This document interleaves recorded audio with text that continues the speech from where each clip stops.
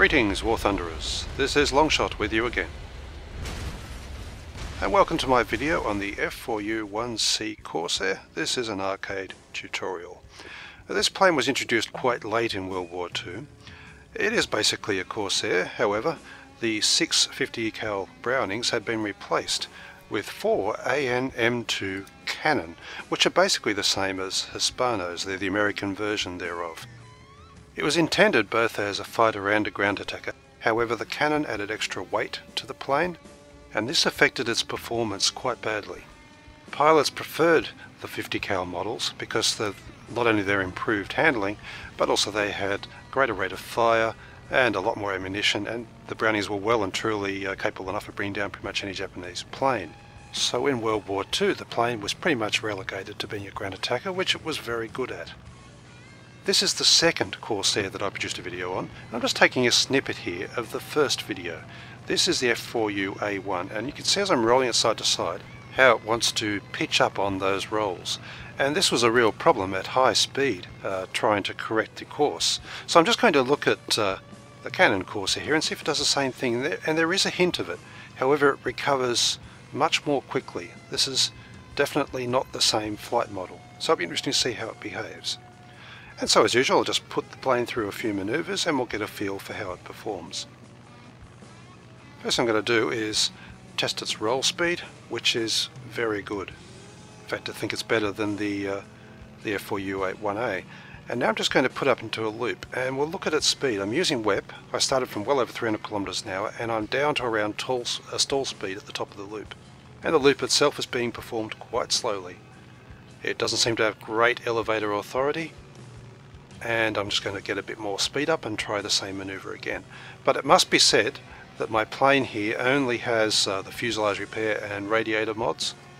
I'm still at very close to stock level. Indeed, pretty much all the video has been performed at stock level because I want to give you a feeling for how the plane performs when you first purchase it and take it out into the battlefield. Now we're going to test the rudder response as well as elevator, and that's quite good. It responds quite well to rudder, as you can see there.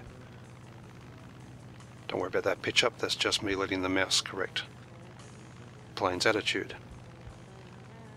Lastly, I'm going to put on its side and just get another feel for its elevator response.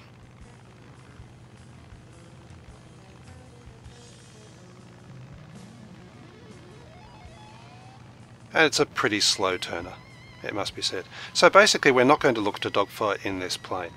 It's not as agile, it's not as powerful in the loops, especially at stock level. Maybe that will be different once it's fully modded up, as the F4U 1A. Basically we want to hit and run.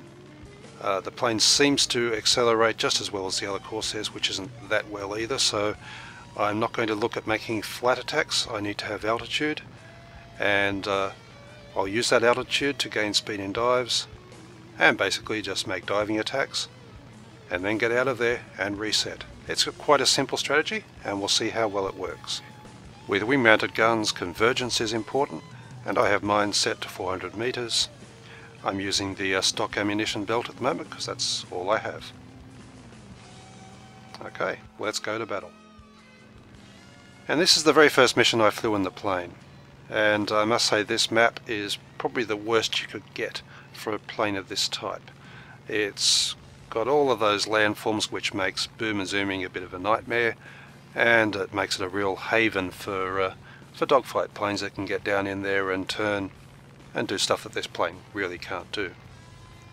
So I'm just climbing at the outset, and even at stock level its climb rate isn't too bad. To gain around 900 meters or so on the first burst climb is quite impressive actually for a stock level plane. Obviously I don't know how high it can get once it's fully modded up yet. And I'm looking up there and I saw a player called Titan, who I actually know from the forums, and he's flying a Bearcat. He already has a huge amount of altitude on me, so I'm not going to be trying for altitude supremacy in this map. It would almost certainly lead to a very quick death. I am, however, going to go for a bit more altitude than what I've got. For all I know, Titan might dive away and leave the upper echelons bare for me, or someone else might shoot him down. And on this second burst climb, it's probably about 600-700 meters this time it's gained. And that's about what you'll expect per burst plane on this plane, and its acceleration, like the other Corsairs, is, I think, a bit lacking. It takes quite a while to pick that speed back up again. And as I'm climbing and going sideways to the battle now, I'm doing what you have to do, and that's keep a very, very close eye on what's going on. I can see a Beaufighter off to my left there, only 3.5 kilometers away. I have to be prepared to take action if he comes in my direction.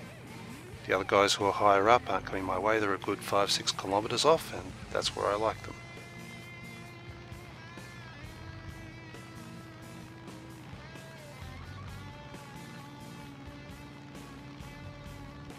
There's no more planes higher than me. In fact, the P-51 and also Titan and his Bearcat have dived a bit, although the Bearcat's starting to climb back up again. But what I do see underneath is a bit of a flood of enemy planes coming through. And this to me looks like an ideal opportunity to go in for a diving attack. So that's exactly what's going to happen. There's a P-39 and some form of Bf-109 down there. The other enemy planes are a bit further back, they're not a threat. And now we'll see whether this has the high-speed handling lockup that the 1A does. I'm going well over 600 kilometers an hour, but I'm easily able to adjust its aim. There's that slight elevator bobble up, but as you can see it cancels out pretty quickly, and then it's still, my aim is extremely easy to adjust, and that's 2 planes down in one very simple pass.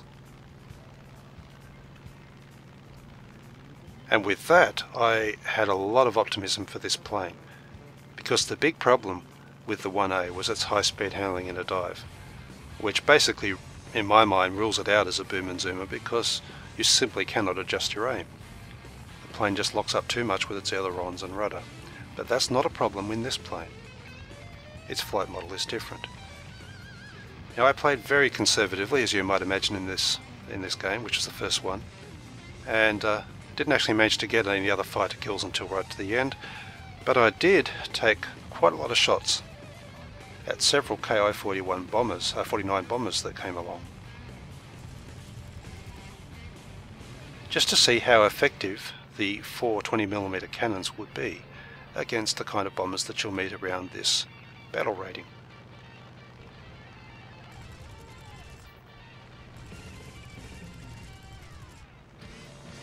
And that's 2 passes, and he's turning his plane quite sharply, making himself a bit of a difficult target. I just came back in for a third when an ME-410 from my team showed me what a real bomber hunter looks like. Nevertheless, another one came back and I had a second crack at him. That's not a great attacking angle, not close enough, and he's got a lot of speed from his dive, so I just have to wait until he turns and comes back.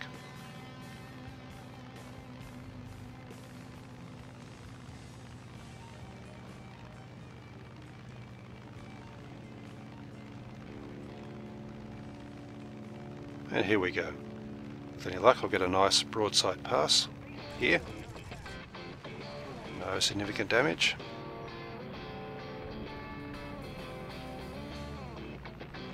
And now another one. And that's quite a good burst. And I only managed 1 critical to his right flap. So my feeling after that was this plane really is better at hunting fighters. You can take them down in a single pass. With bombers at this tier, like that Ki-49 and especially B-17s, you can be plugging away for quite some time, exposing yourself to those gunners for not much reward. So from now on I'm using it as a fighter hunter unless I see a lower tier bomber that I know I can take down easily. So this is the second game. And in this one I've gained a bit of altitude up to the bottom of the clouds, and I'm looking for targets again to make a diving attack on. And that P-400, no one's on him. He's busy strafing ground targets. I'm coming in a bit steep. Just can't quite get guns on him. So I'm just going to pull back and reset. Quickly end the turn so that I get my visibility back. And I can see another flood of enemy aircraft coming in. So I'm just flying above them, waiting for the ideal moment at which to engage. which is pretty much now. I'm almost directly over the top of the last plane's in the formation. An IL-2 is the tail end Charlie, so he's my target. And that's a tough plane, but against 4 20mm cannon, he doesn't stand much chance. And here I follow this guy, thinking he's right in front of my guns. I should take him out too as I extend, but look what I'm doing. I followed him in a complete 180-degree turn, right back towards where the middle of the battle is, killing all of my speed. I'm now well under 400 kilometers an hour, and now I'm taking gunfire. That was a piloting error, an error of judgment. I should have just pulled out and reset. As it is, I've taken quite a bit of damage, including engine damage, and there goes the engine. So that's the first lesson I have to learn. I cannot take chances by hanging around and being greedy. And you might think that's pretty straightforward in a Boomer Zoomer. You get your kill, you get out. But these guns are seductive. They'll tempt you into thinking you can just get that one more kill before you have to climb out and reset, particularly as the plane takes a while to climb. And here I am struggling to get to the base and failing to do so, unfortunately. So yes, you really need discipline to fly this plane using this tactic. And here's another example of that.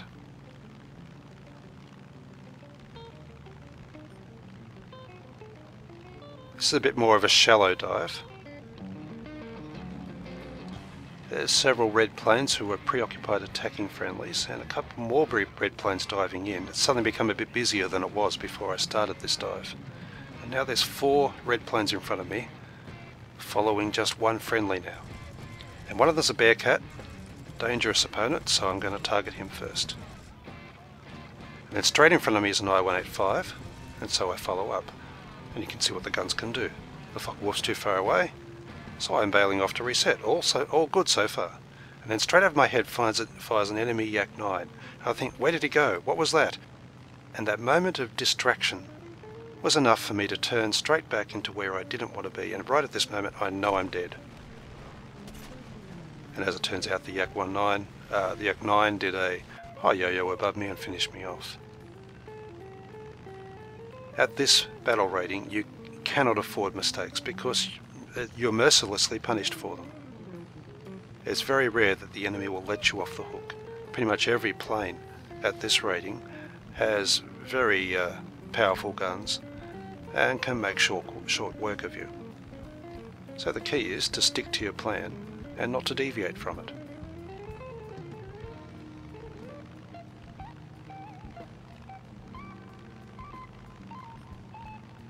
So again, I'm right at the bottom layer of the clouds, and I've just climbed in a defensive role, and I'm looking to see enemies that might slip through the lines that I can dive on, particularly a ground attacker like an IL-2. There's a Tiffy on his tail, so he's got first shot. I'll just wait and see what happens here.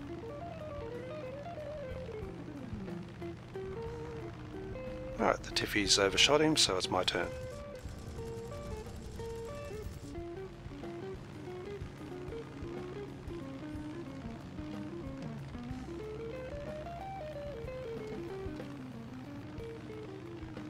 Always watch your tail as you zoom climb, even if you think you're in safe territory. Because the last thing you want is for a friendly fighter who may have a beef with you for stealing their kill to light you up because you weren't paying attention to them. Friendlies can be just as much a risk to you as enemies, and it's sad to say. Okay, there's a bunch of red planes down there on the right.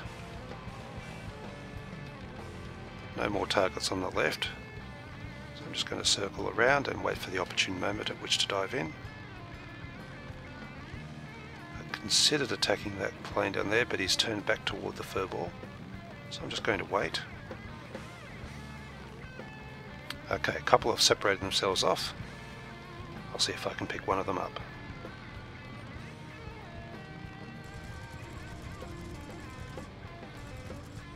He's broken down underneath, so I'm abandoning him and switching to the P-47.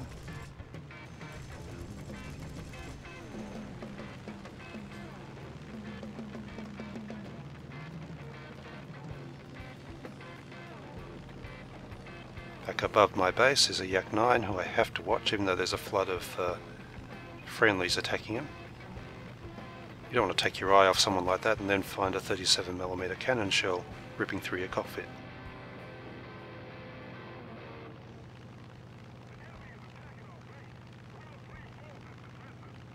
Okay, once more a bunch of enemies have come in. Notice how even at this tier there's still a whole stack of grass cutting going on. It's not just an aspect of lower tier gameplay that you see this. It seems to be prevalent everywhere. I don't mind. If I can gain a bit of altitude, and it doesn't really take much, I can use that to make attacks, and all those grass cutting planes do not have the energy to take me on.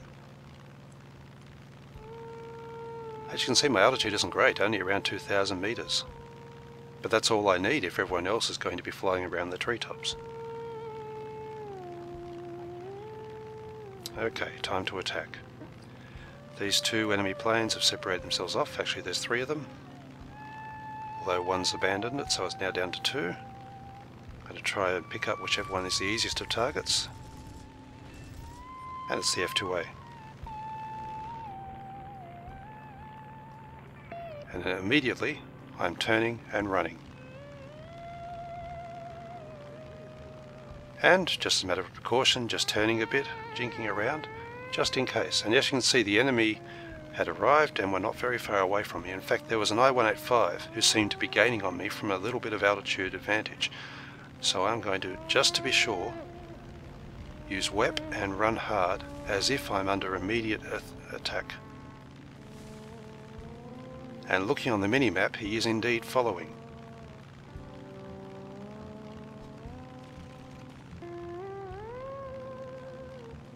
As he had the advantage, I could not have engaged him in a dogfight.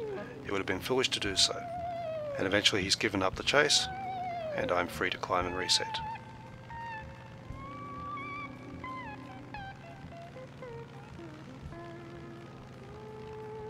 As I do, I see another bunch of enemy planes has actually come quite close to our base. So even right back here there might be a chance of a kill or two.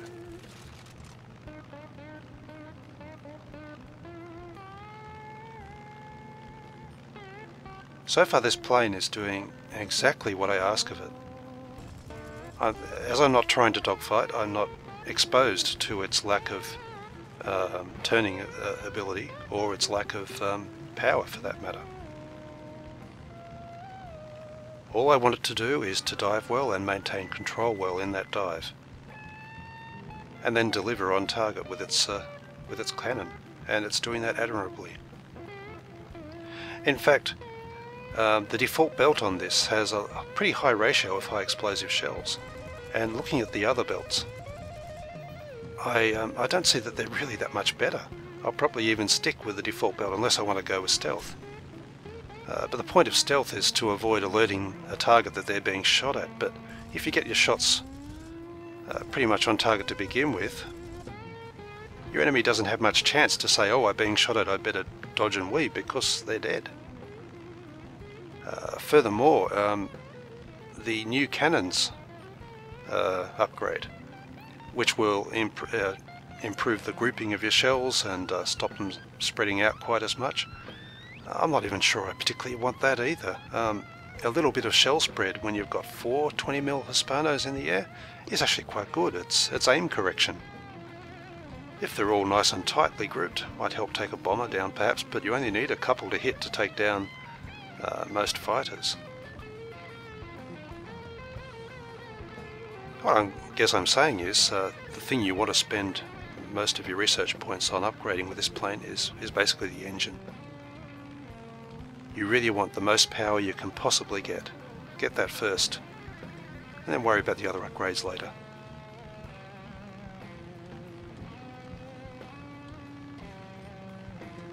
Okay, the LA5 at the end is my target here.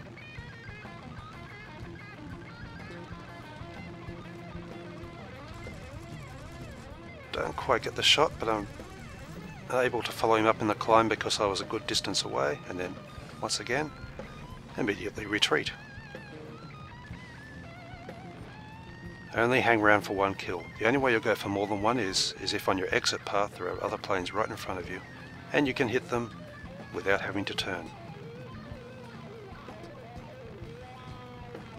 Here's a pea shooter in a high tier 3 game. And a pea shooter's not going to survive long if he just flies straight in front of a whole bunch of cannon.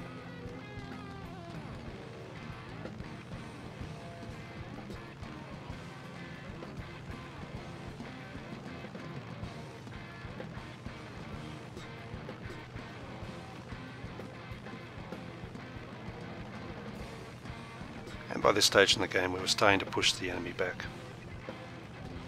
And we're actually pretty close to their base now.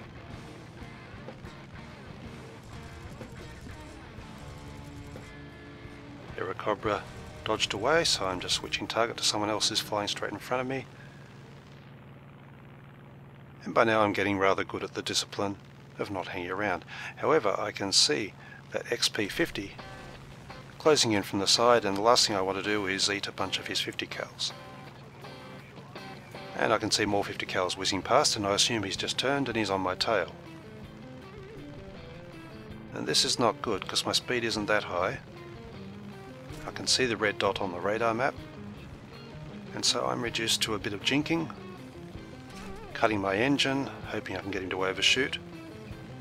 That's not happening either, and as I turn and look behind me, we'll see why I can't get him to overshoot. It's not the XP50, it's that pea shooter. He's back for revenge, and there's no way in the world I could ever shake off a pea shooter.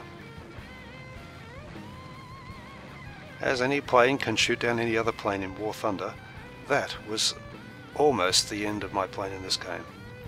I was only saved by the arrival of my friendlies. Anyway, that's 8 kills with no deaths.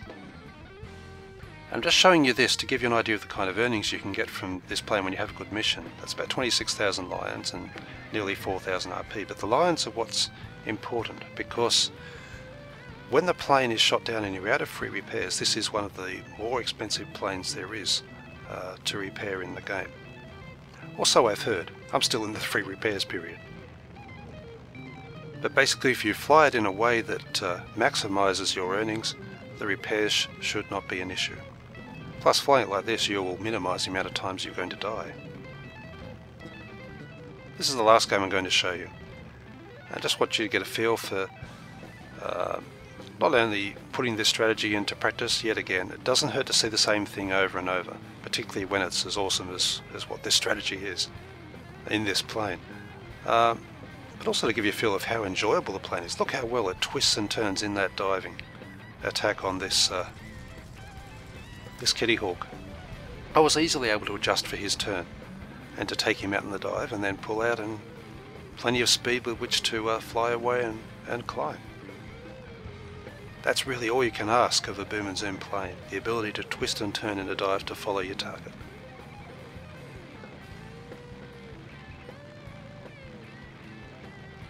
That Focke-Wulf 190 could be a problem, except he's diving into the rest of the melee. In fact, he's dead. So down beneath me is a Heinkel 111, or Heinkel 11T1 if you prefer. And that's a lower tier bomber, although I know there are some higher tier variants. However, it's a very weak plane. I should be able to take it down with 4 Hispanos.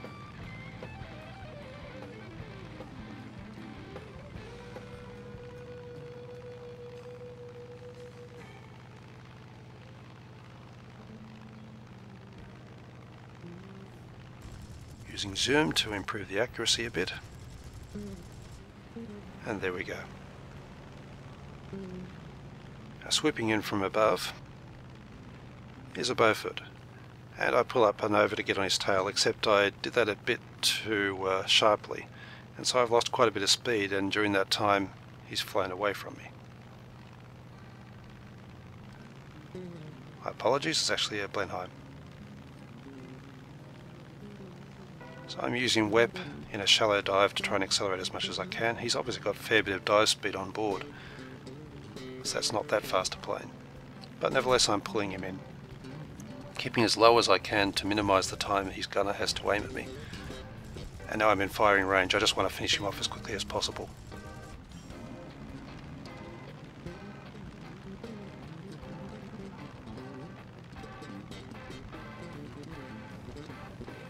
And finally a Dornier, who's got plenty of attention from other friendlies. If I get a chance, I'll put a few shells in as well, and that's a great attacking angle, except the last thing I want to do is blast a friendly out of the sky, so I have to hold off for a bit.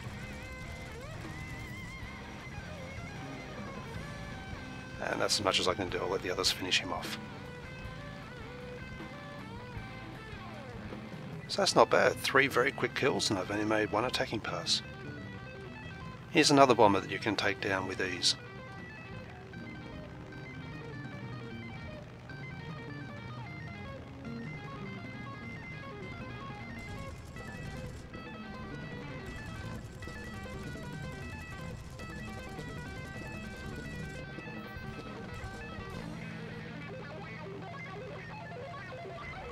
That is, if you don't jam your cannon.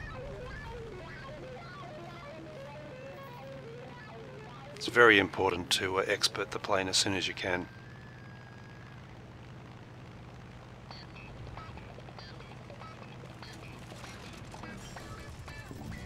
It really makes a huge difference to reload times. Once again, looking to make sure that no friendlies decide to put a few of their shells into my tail, now that the Yunker 88's down. Okay, as I approach the battlefield, just making sure I have enough height. 1500 metres may not seem much, and in fact it isn't. Any of those planes could choose to helicopter up at me, and would probably succeed if they did, but so few people look up.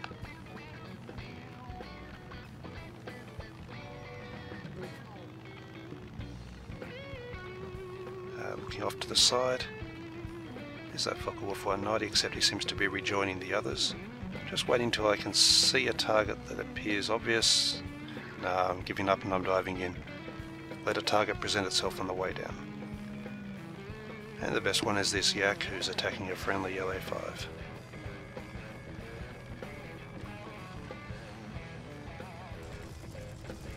Don't succeed in hitting him as he brakes. I have enough speed up, well over 500 kilometers, to be able to loop. As you can see, I'm still 8400 kilometers in the top of the loop, so that's pretty good. So you can loop if your speed is high. I'd suggest being over 500 kilometers an hour as a minimum if you want to loop the plane.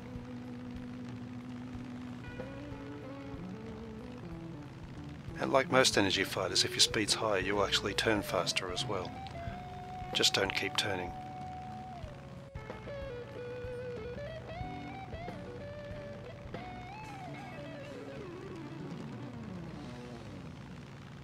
What I ideally want is a target that is either on the tail of a friendly or that other friendlies haven't picked up.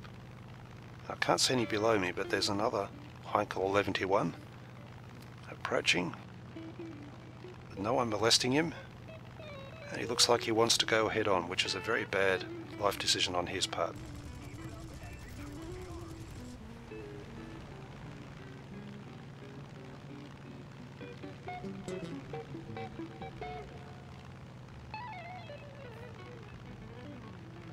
And I must say also, of the new maps, this one is really quite nice. Might be just me, but every time I've had a game on this map, it's been a pretty good one, no matter what plane I've flown. Here's an example of another ideal target. P-47 on his own. There's other enemies around, but they're far enough away that they can't come to his assistance, particularly with the speed with which I'll be attacking. Plane accelerates up past 600 kilometers an hour quite easily. A little bit short with my aiming there. But that's okay, as the Thunderbolt cannot dodge and weave. It's far too sluggish for that.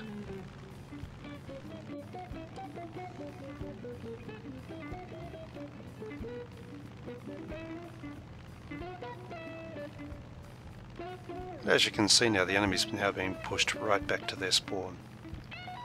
We're securing total dominance in this game, but there's still a bit of work to do yet.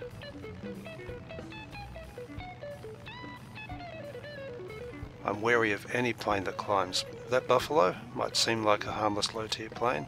Believe me, there is no such thing. That Buffalo could fly circles around me if I let him get close. In meantime, here's another Corsair who's picked up the tail of a friendly B-25. As long as he stays preoccupied doing that, I should be able to line him up quite easily. Just leading out in front of his lead indicator, and there he goes.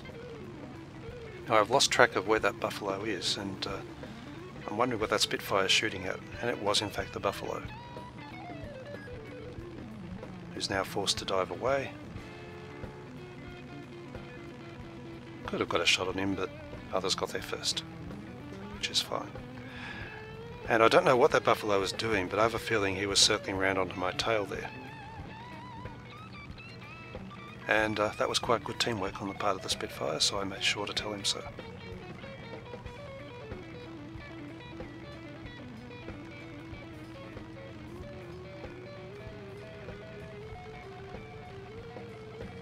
Notice too how having this bit of height has given me an advantage in actually getting the kills compared to my teammates, who, like the enemy, are all grass cutting.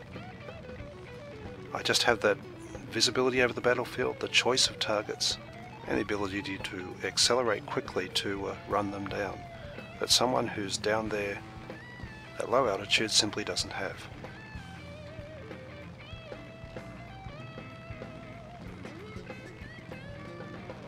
The BF-110 is my primary target here, however he brakes quite sharply, only get a brief burst, and end up with this Lockheed Lightning in my sights. Now I know he's already on fire, and really that should have been someone else's kill, however whoever had lit him up hadn't followed him to make sure of it, and you cannot afford the chance of letting a burning plane escape, putting out his fire and then killing someone else. Oftentimes P-38s don't put out their fires, they just explode, but occasionally they do. So now we've forced them right back to their base, and I'll just review the tactics that I've used with this plane. I know I've demonstrated them enough, but it doesn't hurt to have it summarized.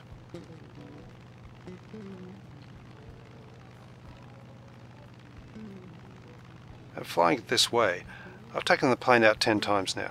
I've died 7 times, pretty much every time through a mistake that I've made, as I showed earlier in the video, and I've killed 35 planes, which is a pretty good rate. 3.5 kills per mission, and a kill to death ratio that should only improve as the plane is modded up. The last enemy plane spawns in, and I want to be the one to finish him off if I can possibly achieve it. Anyway, because of the difficulties in landing this plane on a carrier, the Navy pilots did not like this plane in World War II. They preferred the Hellcat, and they referred to it as names such as Bent Wing Widowmaker. Well, in arcade it is a Widowmaker, not because it kills pilots who fly it, but because it's very efficient at dispatching enemy planes. Please keep suggesting planes like this for me to fly. I much prefer it compared to planes like the KI-61 Hay, which is the same battle rating but a far worse plane. Anyway, thanks for watching. I hope you've enjoyed the video, and yes, I really do know how to spell the word team.